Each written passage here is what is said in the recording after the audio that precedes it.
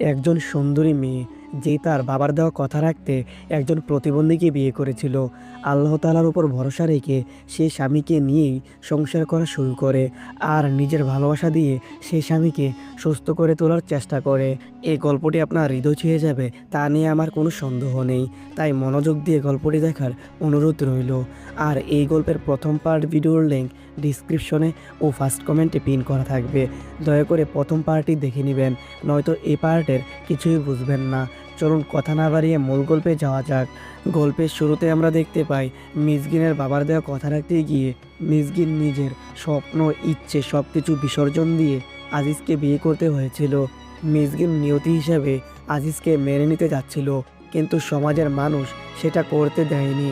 সমাজের সবাই মিসকিনকে উল্টাপাল্টা বলে খেপানোর চেষ্টা করত। তাই মিসকিন মনে মনে প্রতিজ্ঞা করে নেয় সে আজিজকে নিজের মনের মতো করে তুলবে। তাই মিসকিন এই কাজে সাহায্য চায় মাহিরের কাছে। মাহির তাদের পাঠিয়ে দেয় তার স্ত্রী ও শ্বশুরের কাছে। মাহির নিজে তাদের একটি ট্রেনে করে পাঠিয়ে দেয় সেই শহরে। সেখানে আগে থেকেই মাহিরের স্ত্রী ও শ্বশুর তাদের জন্য অপেক্ষা করছিল। তারা সবাই মিসকিনের সাথে আজিজকে দেখে আকাশ থেকে পড়ে, কারণ এত সুন্দরী একটা মেয়ের জীবনে আল্লাহ তাআলা এমন জীবনসঙ্গী লিখে রেখেছে। এই নিষ্ঠুর বাস্তবতাকে তাদেরও মেনে নিতে অনেক কষ্ট হচ্ছিল। মাহিরের মতো মাহিরের পরিবারের সবাই ছিল অনেক ভালো। তারা আজিজদের অনেক ভালোভাবে দেখাশোনা করে। আজিজদের থাকার জন্য যা যা প্রয়োজন তারা সব কিছু ব্যবস্থা করে দেয়। কিন্তু মনের কোণে মিসকিনের কেমন যেন একটা অশান্তি কাজ করত। সে প্রায়ই আজিজকে বলতো, এইভাবে কতদিন আমরা তাদের উপরে বোঝা হয়ে থাকবো?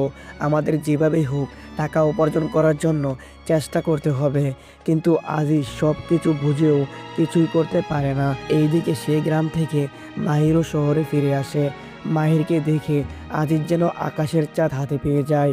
সে মাহিরকে জড়িয়ে ধরে কান্না করতে থাকে। মাহির আসার পর তারা সবাই মিলে একটি পিকনিকের আয়োজন করে। সেখানে মাহির তার পরিবারের সবার সাথে ওই গ্রামে থাকার কাহিনীগুলো বলছিল। মাহির সবাইকে বলে, আমি যেদিন প্রথম আজিজকে দেখেছিলাম সেই দিনই আমার আজিজের জন্য অনেক কষ্ট হয়েছে। এরপর আমি খোঁজ নিয়ে জানতে পারি আজিজ মূলত ছোটবেলায় একটি পোলিও রোগে আক্রান্ত হয়। তাদের পরিবারে আর্থিক সমস্যা থাকায় আজিজকে তেমন ভালো চিকিৎসা করতে পারেনি, যার জন্য মূলত আজ আজিজের এই অবস্থা। তবে আমি আজিজকে পড়তে, লিখতে, কথা বলতে শিখিয়েছি। সব কিছু শুনে সেখানে থাকা সবাই মাহিরের এমন মহৎ কাজের জন্য তার প্রশংসা করে। এরপর মাহির তার শালাকে নিয়ে আজিজের চিকিৎসা করা শুরু করে। মাহিরের শালা আজিজকে শারীরিক ব্যায়াম করতে সাহায্য করে। এরপর মাহির এসে আজিজকে বলে, আজিজ তুমি যতদিন না সুস্থ হচ্ছ ততদিন তোমার স্ত্রী মিসকিন আমার স্ত্রী চিমিলের সাথে কাজ করবে। এরপর দেখা যায় মিসকিন চিমিলের সাথে কাজ করছে। এমন সময় সেখানে থাকা আরও কিছু মেয়ে মিসকিনকে বলে, আচ্ছা এটা কি সত্যি তোমাদের গ্রামের মেয়েরা ছেলেকে না দেখেই বিয়ের জন্য রাজি হয়ে যায়? মিসকিন জানায়, হ্যাঁ, বিয়ে ব্যাপারটাই হচ্ছে ভাগ্য, আর সে ভাগ্য নির্ধারণ করে আল্লাহ তাআলা। আল্লাহ তাআলা যা নির্ধারণ করে রেখেছেন তাই হবেন, এটাই আমাদের বিশ্বাস। তাই আমরা বিয়ের আগে ছেলে দেখি না। এরপর ওরা মিসকিনকে আরও বলে, মিসকিন তুমি তোমার সুন্দর ভবিষ্যৎটাকে নষ্ট করো না। তুমি একটা কাজ করো, আজিজকে একটি পঙ্গু হসপিটালে দিয়ে নিজে একটা বিয়ে করে ফেলো। এই কথা শুনে মিসকিন অনেক রেগে যায়। মিসকিন তাদের অনেক কথা শোনায়। এখানে মিসকিনের ব্যবহার দেখে স্পষ্ট বোঝা যায় মিসকিন তার স্বামীকে কতটা ভালোবাসে। মিসকিন তাদের অনেক কথা শুনিয়ে সেখান থেকে চলে যায়। এরপর আজিজ আর মিসকিন চলে আসে সমুদ্রের কাছে, যেখানে মিসকিন অনেক কান্না করে। এরপর তারা বাসায় চলে আসে। মিসকিনের কান্না দেখে আজিজের নিজের উপরই ঘৃণা চলে আসে। তাই সে আয়নার দিকে তাকিয়ে নিজের মুখে থুতু মারে আর মনে মনে প্রতিজ্ঞা নিয়ে নেয় যেভাবেই হোক তাকে সুস্থ হতেই হবে। পরদিন আজিজ মাহিরের সেই ঘরে গিয়ে ব্যায়াম করা শুরু করে। মাহির এসে আজিজকে উৎসাহ দেয় যাতে আজিজ খুব দ্রুত সুস্থ হতে পারে। এরপর মাহির তার বন্ধুদের নিয়ে আজিজের শরীরে দড়ি বেঁধে পানিতে নামায় যাতে আজিজ সাঁতার শিখতে পারে। মাহির নিজের সবটা দিয়ে আজিজকে ভালো করার চেষ্টা করছে। অন্যদিকে মিসকিন ও তার সবটা দিয়ে তার স্বামীর সেবা করে যাচ্ছে। মিসকিন আজিজকে খাইয়ে দেয়, দাঁত ব্রাশ করিয়ে দেয়, সারা রাত ধরে হাত পা মালিশ করে দেয়। এরপর তারা নববর্ষের দিনে সবাই মিলে সিনেমা দেখতে যায়। তারা যে সিনেমা হলে সিনেমা দেখতে এসেছে, এই সিনেমা হলটি মূলত মাহিরের এক বন্ধুর, যার নাম হচ্ছে বাহাদ্দিন। তাই মাহিরের কথায় সে সিনেমা হলের টিকিট বিক্রয়ের কাজ দেয় আজিজকে। আজিজ সব টিকিট বিক্রয় করে মিসকিনকে নিয়ে সিনেমা হলে যায় সিনেমা দেখতে। আর এটাই ছিল তাদের জীবনে প্রথম সিনেমা হলে সিনেমা দেখা। আজিজ ও মিসকিন সেখানে খুব ভালোভাবে জীবনযাপন করছিল, কিন্তু সেখানেও কিছু বাচ্চা এসে আজিজকে নিয়ে মজা করতে থাকে। এই দেখে মিসকিন অনেক রেগে যায় আর সেই বাচ্চাগুলোকে বকা দিতে থাকে। তখনই সেখানে ওই বাচ্চাগুলোর বাবারাও আসে। তারা ছিল খুবই খারাপ, তাই তারা নিজেদের ছেলেদের অন্যায় দেখেও মিসকিনদেরই বকাচকা করে। সেই সাথে তারা এটাও বলে আজিজ ও মিসকিনের সম্পর্ক নাকি অবৈধ, তারা বিবাহিত না। আজিজের জন্য আজিজের স্ত্রীকে এত অসম্মান হতে দেখে আজিজ আবারও সিদ্ধান্ত নেয় সে আত্মহত্যা করবে। কিন্তু আল্লাহ তাআলার অশেষ কৃপায় শেষ মুহূর্তে সেখানে মাহির চলে আসে। মাহির আজিজকে বলে, শোনো আজিজ, খারাপ মানুষদের কথায় তুমি ভেঙে পড়লে চলবে না, তোমাকে উঠে দাঁড়াতে হবে, অনেক পরিশ্রম করতে হবে, তারপরেই তুমি সফলতার মুখ দেখবে। এরপর আজিজ আবারও নতুন দমে ব্যায়াম করা শুরু করে। এইদিকে মাহিরও এলাকার খারাপ লোকদের মুখ বন্ধ করতে একটি বুদ্ধি বের করে। মাহির আবারও ধুমধাম করে আজিজ ও মিসকিনের বিয়ের আয়োজন করে। আজিজ ও মিসকিনের আবারও বিয়ে দেওয়া হয়। এখন মিসকিনের সাথে যারা কাজ করে তারাও মিসকিনকে অনেক সাপোর্ট করে, কিন্তু কাজের মধ্যেই মিসকিন হঠাৎ অজ্ঞান হয়ে যায়। মিসকিনকে ডাক্তারের কাছে নিয়ে গেলে জানা যায় মিসকিন আসলে গর্ভবতী। এই খবর শুনে আজিজ অনেক খুশি হয়। প্রতিদিন চলতে থাকে আজিজের সুস্থ হওয়ার লড়াই। সবাই আজিজকে অনেক সাহায্য করে। আজিজের স্ত্রীও প্রতিদিনের মতো তার সেবা করেই যাচ্ছিল। অন্যদিকে দেখা যায় মাহিরের বন্ধু বাহাদ্দিন তার সিনেমা হলে বসে একটি মেয়ের ছবি দেখছিল, যাকে বাহাদ্দিন ভালোবাসতো। কিন্তু নিয়তির নির্মম পরিহাসের জন্য সে তার ভালোবাসার মানুষটিকে পায়নি, কিন্তু বাহাদ্দিন তাকে এখনও খুব ভালোবাসতো। মাহির তার বন্ধুকে জিজ্ঞেস করে, তুমি যদি তাকে এতই ভালোবাসতে তাহলে তাকে হারিয়ে কেন ফেললে? বাহাদ্দিন জানায়, আমি ছিলাম মুসলিম আর আমি যাকে ভালোবাসি সে ছিল খ্রিস্টান, তাই আমাদের সম্পর্কের মিলন হয়নি। ওর নাম ছিল অধরা। মাহির বলে, বন্ধু, যা হবার তা তো হয়ে গিয়েছে, এখন তোমার উচিত তাকে ভুলে গিয়ে অন্য কারোর হাত ধরা। বাহাদ্দিন বলে, এতটা বছর তার স্মৃতি ধরে কাটিয়ে দিলাম, আর যা সময় আছে সেটাও কাটিয়ে দেব। তারা সবাই বাহাদ্দিনের এমন ভালোবাসার কথা শুনে অনেক কষ্ট পায়। একদিন আজিজ সাগরের পাশে বসেছিল। ঠিক সে সময় একটি বাচ্চা সাইকেল নিয়ে সাগরে পড়ে যায়, আর সাইকেলের চেনে পা লেগে যাওয়ার কারণে সে বাচ্চাটি উপরে উঠতে পারছে না। আজিজ নিজের জীবনের চিন্তা না করে সে বাচ্চাটিকে বাঁচাতে পানিতে ঝাঁপ দেয়। আজিজ অনেক কষ্টে সে বাচ্চাটির পা চেন থেকে ছাড়িয়ে দেয়। বাচ্চাটি উপরে উঠে যায়, কিন্তু আজিজ নিজের শারীরিক সমস্যার কারণে উপরে উঠতে পারে না। আল্লাহ তাআলার অশেষ দোয়াতে সেখানে আলী চলে আসে আর আজিজকে উদ্ধার করে। এরপর আজিজের এমন সাহসিকতার খবর পুরো দেশে ছড়িয়ে পড়ে। আজিজকে নিয়ে পত্রিকায় খবর তৈরি হয়। তাকে সত্যিকারের হিরো উপাধি দেওয়া হয়েছিল, কারণ আজিজ নিজের জীবনে চিন্তা না করেই বাচ্চাটির জীবন বাঁচিয়েছিল। আজিজ মূলত সে বাচ্চাটিকে বাঁচিয়েছে যে বাচ্চা একদিন আজিজ ও আজিজের স্ত্রীকে অপমান করেছিল। এরপর সে বাচ্চার মা বাবা এসে নিজেদের ভুলের জন্য ক্ষমা চায়। তারা আজিজের সাথে দুর্ব্যবহারের জন্য অনুতপ্ত হয়। আজিজ পরম মমতা নিয়ে বাচ্চাটির কপালে চুমু দিয়ে দেয়। এরপর আজিজ বাহাদ্দিনের সিনেমা হলে প্রজেক্টর চালানোর কাজ শিখছিল। সেই সময় খবর আসে মিসকিনের প্রসব বেদনা শুরু হয়েছে। সবাই মিসকিনকে নিয়ে হসপিটালে চলে আসে। অনেক কষ্টের পরে মিসকিনের কোল জোরে একটি ছেলে সন্তান আসে। এই খবর শুনে সবাই অনেক খুশি হয়। এরপর আজিজ যখন তার সন্তানকে কোলে নিয়ে তার কপালে চুমু দেয়, তখনই ঘটে এক অলৌকিক ঘটনা। সবাই তখন লক্ষ্য করে হঠাৎ করে আজিজ অনেকটা সুস্থ হয়ে গিয়েছে। সন্তান যে আল্লাহ তাআলার বিশেষ একটি রহমত, এই ভেবে আজিজ আরও কঠিনভাবে প্রতিজ্ঞা করে সে যেভাবেই হোক সুস্থ হবেই। আজিজ আরও বেশি বেশি ব্যায়াম করা শুরু করে। আজিজ এখন অনেক বই পড়ে। আজিজ এখন সাঁতারও কাটতে পারে। আজিজ এখন বাহাদ্দিনের সিনেমা হলে কাজ করে। আজিজ একদিন একটি সিনেমা থেকে একটি ডায়লগ শিখে নেয়, আর সেই ডায়লগটি আজিজ তার স্ত্রীকে দোলনায় দোলাতে দোলাতে বলে। আজিজ তার স্ত্রীকে বলে, আমি তোমাকে পাগলের মতো ভালোবাসি। এরপর একদিন আজিজ যখন তার সন্তান ও স্ত্রীকে নিয়ে বাসার দিকে আসছিল, তখন সে একটি বাসার মধ্যে লক্ষ্য করে একটি প্রতিবন্ধী বাচ্চাকে বেঁধে রাখা হয়েছে। এই দেখে আজিজের অনেক কষ্ট হয়। তাই আজিজ সিদ্ধান্ত নেয় সে যে এলাকায় থাকে সে মহল্লার সকল প্রতিবন্ধী বাচ্চাদের সে তার সিনেমা হলে ফ্রিতে একটি সিনেমা দেখাবে। সবাই বাহাদ্দিনের সিনেমা হলে চলে আসে। বাহাদ্দিনও আজিজের এই সিদ্ধান্তে অনেক খুশি হয়। বাহাদ্দিন সেদিন একটি কমেডি মুভি লাগিয়ে দেয়।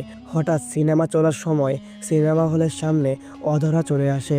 অধরাকে দেখে বাহাদ্দিন একদম হতবাক হয়ে যায়।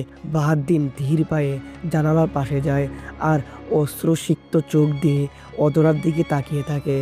মাহির বাহাদ্দিনের পিছন দিয়ে এসে বলে, বন্ধু, এখনও কি তুমি শুধু দূর থেকে তাকিয়ে থাকবে, নাকি অধরার কাছে গিয়ে তাকে তোমার মনের কথাগুলো খুলে বলবে? বাহাদ্দিন অধরাকে নিয়ে ঘুরতে বের হয়। অধরা বিয়ে করেনি, শুধু বাহাদ্দিনের জন্য অপেক্ষা করেছে। এরপর তারা সবাই মিলে একটি পার্টির আয়োজন করে। সেখানে বাহাদ্দিন সবাইকে বলে, আমি এই সিনেমা হল ছেড়ে কখনো কোথাও এই কারণে যাইনি। আমার বিশ্বাস ছিল অধরা একদিন না একদিন ঠিকই আমাকে খুঁজতে এইখানে আসবে। আল্লাহ তাআলা এত বছর পর অধরাকে আমার কাছে ফিরিয়ে দিয়েছে। আমি আর একটা মুহূর্ত তাকে ছাড়া থাকতে চাই না। আমি আমার বাকিটা জীবন অধরার সাথে ঘুরে কাটাতে চাই। আমি এই সিনেমা হল আজিজ ও আলীকে দিয়ে গেলাম। এরপর বাহাদ্দিন সবার থেকে বিদায় নিয়ে চলে যায়। সেখান থেকে সিন চলে যায় 2 বছর পর। বাহাদ্দিনের সিনেমা হলকে আলী ও আজিজ মিলে অনেক ডিজিটাল করে ফেলেছে। ডিজিটাল করার পর সেই এলাকার মেয়র এই সিনেমা হলে আসে এবং মেয়র সবার সামনে ঘোষণা দেয় এই সিনেমা হলের 1 বছরের কারেন্ট বিল নেওয়া হবে না। আগামী শুক্রবার রাত ঠিক 8টায় আপনাদের জন্য নিয়ে আসব থাইল্যান্ডের একটি সত্য ঘটনার উপরে নির্মিত সিনেমা, যে গল্প আপনাকে কিছু সময়ের জন্য হলেও স্তব্ধ করে দিবে। থাইল্যান্ডের অসাধারণ মুভিটি দেখতে অবশ্যই আমাদের চ্যানেলটি সাবস্ক্রাইব করে বেল আইকনটি অন করে রাখুন। চলে আসা যাক মূল গল্পে। সেইখান থেকে সিন চলে আসে বর্তমানে, যেখানে মিসগিন তাদের গ্রামের সবাইকে এই কাহিনী বলছিল। মিসগিন আরও বলে, এইভাবেই আমাদের সময় কাটতে থাকে। আল্লাহ তাআলার রহমতে আমরা আরও একটি সন্তানের মা বাবা হই। এরপর মাহিরের সাহায্যে আমরা আবারও গ্রামে ফিরে আসি। আজিজ সেখানে থাকা সবাইকে বলে, আমি জানি বন্ধুরা, তোমরা সবাই এই গ্রামকে খুবই ভালোবাসো, কিন্তু আমাদের এই গ্রামটি হচ্ছে একটি বিচ্ছিন্ন এলাকা। এইখানে ভালো স্বাস্থ্য ব্যবস্থা নেই, শিক্ষা ব্যবস্থা নেই। তোমরা চাইলে আমার সাথে শহরে যেতে পারো। আমি আমার ইনকাম তোমাদের সবার সাথে ভাগাভাগি করে নেব। মাহিরও তাদের সবাইকে শহরে যাওয়ার জন্য অনুরোধ করে, কিন্তু গ্রাম প্রধান জানায়, আমার তো এক পা কবরেই চলে গিয়েছে। আমি আমার গ্রামের মাটিতেই মরতে চাই। আমি শহরে যাব না। তোমরা যারা যেতে চাও তোমরা চাইলে যেতে পারো। সেখানে থাকা অনেকেই শহরে যেতে রাজি হয়। তারা খুশিতে নাচতে শুরু করে।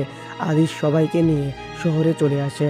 গ্রামের লোকজন শহর দেখে অনেক খুশি হয়ে যায়, কিন্তু এখানে মাহিরের বড় মেয়ে গ্রাম থেকে আসা একটি ছেলেকে প্রথম দেখাতেই ভালোবেসে ফেলে, যার নাম হচ্ছে মুস্তফা।